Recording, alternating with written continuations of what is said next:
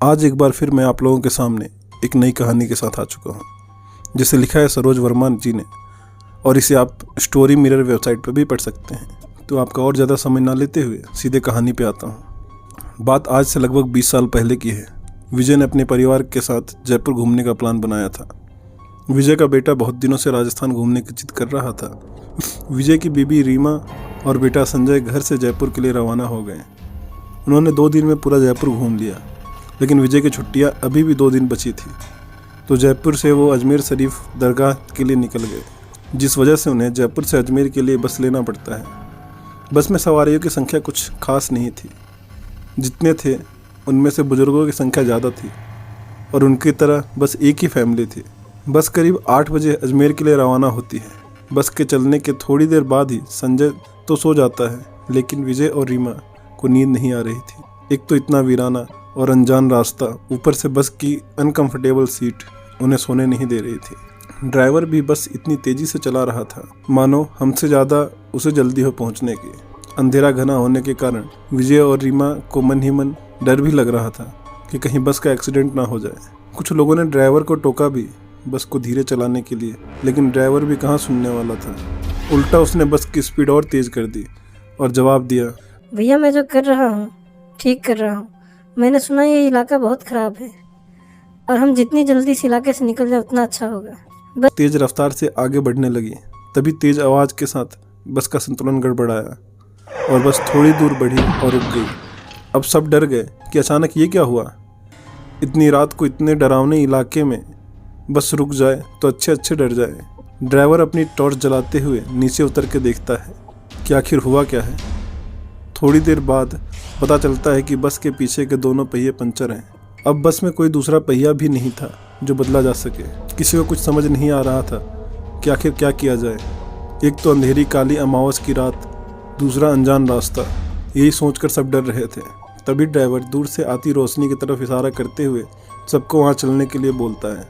सबको लगता है कि यह कोई गांव है और शायद वहाँ रात गुजारने के लिए कोई स्थान मिल जाए। यही सोचते हुए सभी उधर की तरफ निकल जाते हैं। जैसे ही सभी रोशनी के नज़दीक पहुँचते हैं, उन्हें एक बड़ी सी कोठरी दिखाई देती है, मानो वो जैसे कोई सराय हो जहाँ भटके हुए मुसाफिर रुकते हो। सब कोठरी के बाहर खड़े हो गए।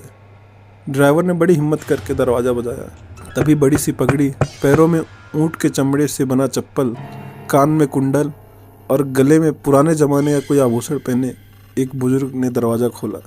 बुजुर्ग और उनका पहनावा दोनों बहुत ही अजीब थे। फिर भी हिम्मत करके ड्राइवर बोला, ताऊ साहब हमारी बस आबार पंचर हो गई है। हमें रात गुजारने के लिए थोड़ी सी जगह मिल जाती तो बड़ी मेहरबानी होती। की कौन सी बात है? यह कोठरी तो मैंने भूले भटके मुसाफिरों के लिए ही बनाई है। मैं चौधरी सुमेर सिंह और हमारी घरवाली धन्नो ही मुसाफिरों का ख्याल रखते हैं। आप सभी भीतर पधारो, जो हमसे बन पाएगा जरूर करेंगे। ताऊ ने बड़े गंभीरता से जवाब दिया। ड्राइवर बोला, बहुत बहुत धन्यवाद ताऊ साहब, बड़ी मेहरबानी जो इस अनजान जगह पर आप हमारी मदद कर रहे हैं। धन्यवाद की क्या जरूरत है, ये तो हमारा फर्ज है जो आप हमारे यहाँ पधारे। ये रहा पानी से भरा मटका, इस बड़ी डलिया में पूड़ियाँ रखी हैं और उस बड़ी कढ़ाई में आलू की सब्जी है। ये रहे पत्तल, आप सभी अपना खाना परोस लीजिए।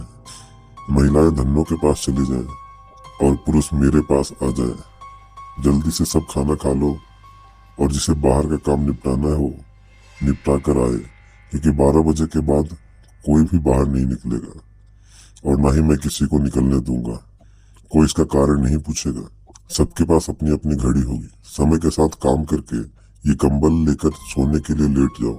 उन सब चौधरी सुमेर सिंह की हिदायतों के अनुसार काम किया और कंबल बिछाकर लेट गए।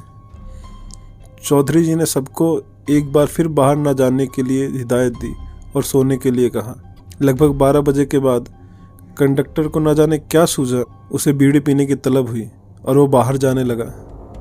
चौधरी जी ने उसे बहुत रोका, लेकिन वो नहीं रुका। कंडक्टर के बाहर जाते ही चौधरी जी ने पटरी की मदद से जल्दी से किवाड़ को मजबूती से बंद कर दिया ताकि कोई अंदर ना आ सके। साथ ही रोशनदान और खिड़की को भी मजबूती से बंद कर दिया। कुछ देर बाद ही बाहर से बहुत बुरी और डरावनी आवाज़ें आने लगी। साथ ही कंडक्टर की भी आवाज़ आ रही थी जो ज़ोर ज़ोर से बचाओ बचाओ चिल्ला रहा था। कोठरी के कुछ लोग कंडक्टर को बचाने के लिए बाहर जाने लगे, लेकिन चौधरी जी ने सबको ये बोलकर मना कर दिया कि अगर सब बाहर गए तो अनर्थ हो जाएगा। वो शैतान अगर अंदर आ गया तो हम में से कोई जिंदा नहीं बचेगा। सब अपनी जान के बारे में सोचकर पीछे हट गए। फिर चौधरी जी ने सबको अपनी अपनी जगह पर लेटने के लिए बोला। अब चौधरी जी की बात मानना सबकी मजबूरी हो गई थी। सबने वही किया जो चौधरी जी ने कहा। एक आध घंटे बाद सबको नींद आ गई और सुबह जब सबकी आंखें खुली तो वहाँ का मंजर देखकर सब दंग रह गए। सभी लोग रेत पर लेटे थे और वहाँ से कोठरी गायब थी। केवल उनका सामान पड़ा था और वहाँ 2 समाधियाँ बनी थी, चौधरी सुमेर सिंह और धन्नो देवी। ये देखकर सभी हैरान थे। रात को जो हुआ वो ख्वाब था या हकीकत? तभी एक चरवाहा वहाँ से अपनी भेड़ों के साथ निकला। उन सब की बातें सुनकर उसने बताया बहुत समय पहले यहाँ सराय हुआ करता था, जिसकी देखरेख चौधरी सुमेर सिंह और उनकी बीवी किया करते थे। उनकी मृत्यु के बाद उनकी आत्माएं यहाँ भटकते हुए मुसाफिरों की मदद करती हैं। इस इलाके में बहुत शैतानी आत्माएं भी रहती हैं जो मुसाफिरों का कत्ल कर देती हैं, लेकिन सुमेर सिंह और उनकी पत्नी अच्छी आत्माएं हैं जो लोगों की सहायता करती हैं। इतना बोलकर चरवाहा वहाँ से चला गया, लेकिन वहाँ खड़े सभी लोगों की आंखें और मुंह खुले के खुले रह गए। फिर सबने अपना अपना सामान उठाया और बस की तरफ चल दिए। बस के पास देखा तो कंडक्टर की लाश खून से लहूलुहान पड़ी थी। ये देख सबका दिल दहल गया और थोड़ी देर बाद जब दूसरी बस आई तो विजय अपने परिवार के साथ उसमें बैठकर निकल गया। उसको यह अभी भी समझ नहीं आ रहा था कि क्या सच है और क्या सपना। और इसी हॉरर एंडिंग के साथ ये कहानी यहीं ख़त्म होती है। दोस्तों, आपको मेरा ये वीडियो कैसा लगा ये कमेंट बॉक्स में बताएं। और जैसा आप लोग देख रहे हैं, हमारा चैनल अभी नया है तो चैनल को सब्सक्राइब करें और हमें मोटिवेट करें। तो आज के लिए बस इतना ही। मिलते हैं कल किसी नई कहानी के साथ। तब तक के लिए धन्यवाद।